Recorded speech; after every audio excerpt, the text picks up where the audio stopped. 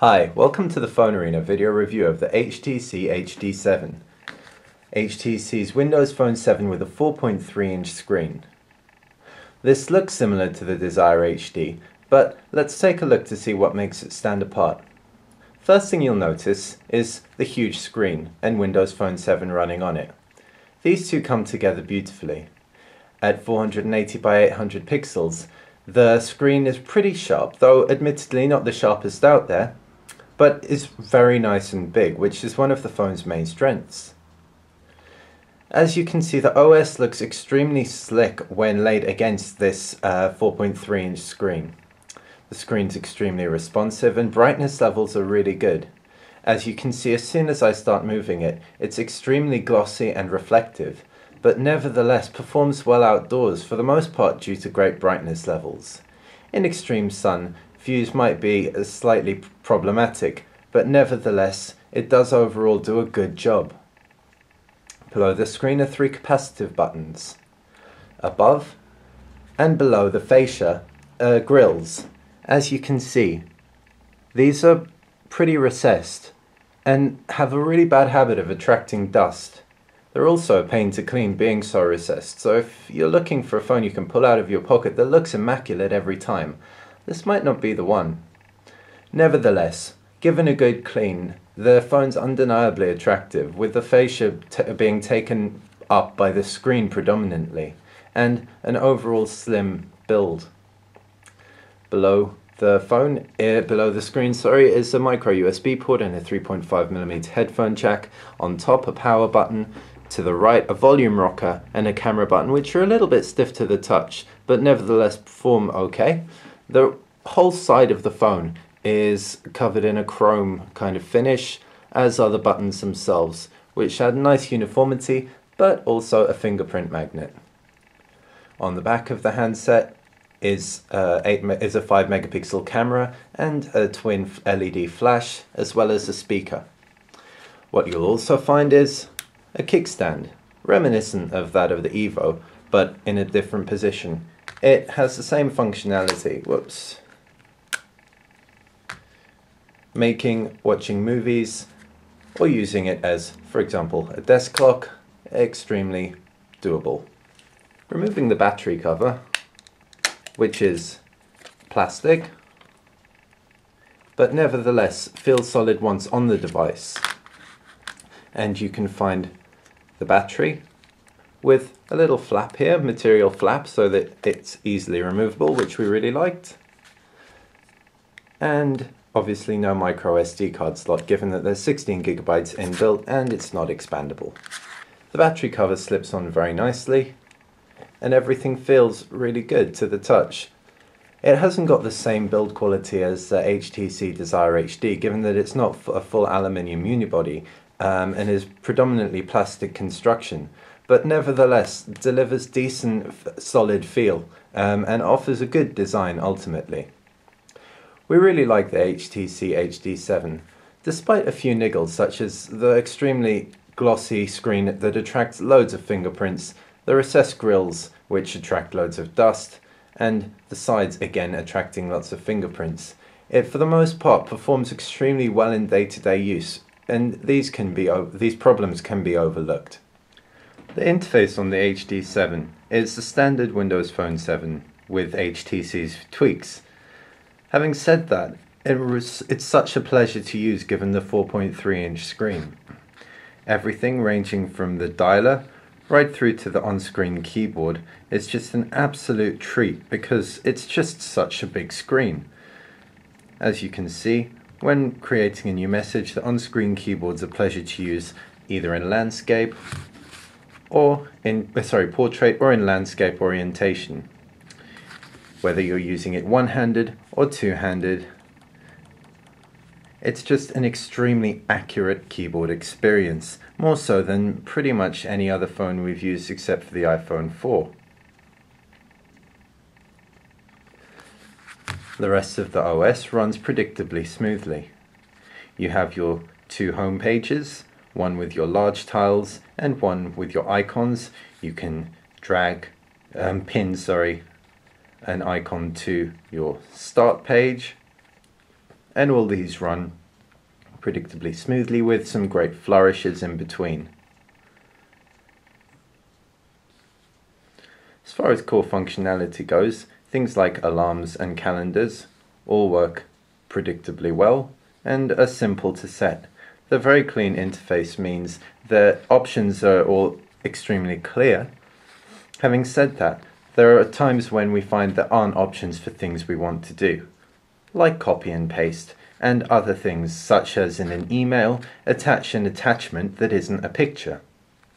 If, for example, we want to attach a Word document to an email, we would have to go through Microsoft Office suite on the phone rather than do it straight from the email. We're hopeful these little issues can get ironed out in time. There are a few additional cool features such as converters and HTC's own HTC hub on board. This offers a visually impressive but somewhat pointless take through a range of locations displaying weather. Nevertheless, as far as eye candy goes, it's pretty good. Messaging is a piece of cake to set up. Adding accounts is very simple and can be done through the settings very easily. You have a range of account styles that you can add, and you have advanced setup options for additional mail servers that you may have. All the settings, as you can see, are extremely clean, and so everything is very obvious from the offset. By default, you have the phone tab at the top, your contacts, your people, messaging, which is viewed in conversation style, Google Mail, or whatever email account you've synced with the phone, HTC hubs as we've shown you, Internet Explorer, which we'll come to shortly, the calendar, which we have to say is one of our favorite calendars on any phone. The reason for this is everything is just so clean and smooth. As you can see, when you select a date, it just zooms on it, and it's just extremely intuitive to swipe through, add appointments and edit appointments. Functionality again is somewhat limited, as you can't choose which, for example, of multiple Google calendars you're displaying, but nevertheless, for most day-to-day uses, it's going to perform extremely well based predominantly on ease of use. If you do have more in-depth calendar demands, for example, and have multiple Google calendars with one email account, you may want to consider an Android phone, as this is going to have really great support for this. Pictures also look very good. You have a choice of pictures you're viewing, either your camera roll, which we haven't filled up yet on this phone, or the pictures preloaded on it. It also pulls pictures straight from Facebook, which is a very nice touch. Everything supports pinch to zoom, and the whole experience performs very smoothly indeed. Music and video can be controlled through Zune's interface. The Zune interface Microsoft have employed will be extremely familiar if you've used a Zune before. However, even if you haven't, it's very intuitive. When we select an album, for example, it'll play off the bat. Everything is very smooth, and it's simple to go from one song to another. Audio playback on the onboard speakers are a little bit tinny, but nevertheless provide good overall quality. If you're using the 3.5mm headphone jack, we really don't have any complaints. In fact, the onboard SRS and Dolby Digital, which can be accessed on the main menu, is great. As you can see, you can set it to audio or to video. Taking a look at video, and the phone will natively play MP4 files and WMV files. If you're trying to play a different file, you can't even get it on the phone. What you'll have to do is drag it into Zune, Zune will then convert the video file into a file of an appropriate codec and throw it on the phone. On the one hand, this is great, as you won't end up having left your house or being on the train, pulling out your phone and being saddened by the fact you can't play a file on it. Having said that, you do have some pretty extensive waiting times while this conversion is taking place. Once a file is converted, however, the real benefit is you can be sure it's going to look great on your phone. Taking a look at this clip, for example, you can see on the 4.3-inch screen, this is a 720p clip. It's an extremely immersive experience. With video, something that is a bit of an issue is that you can't scroll along the actual video playback bar.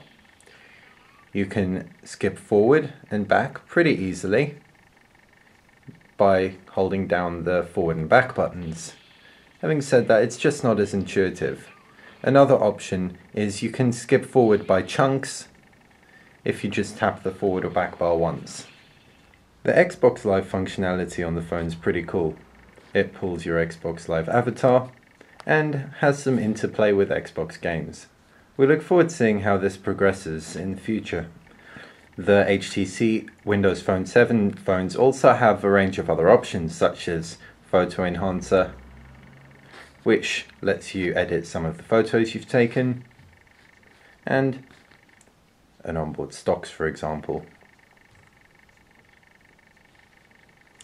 The camera module is pretty cool. You can take a picture and then pull up that picture by just dragging it into the frame. You have a range of options. You can switch between the movie capture or the standard photo mode. This captures HD movie, by the way.